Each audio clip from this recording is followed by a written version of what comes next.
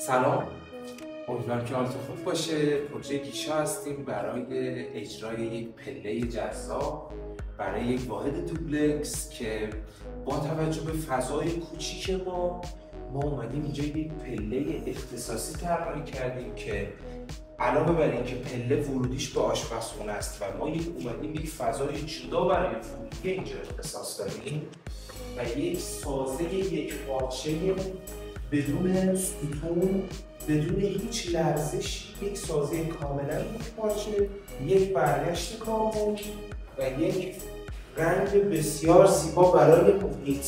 این پله ها با روکش طبیعی چوب اجرا شده و باعث زنده شدن محیط شد.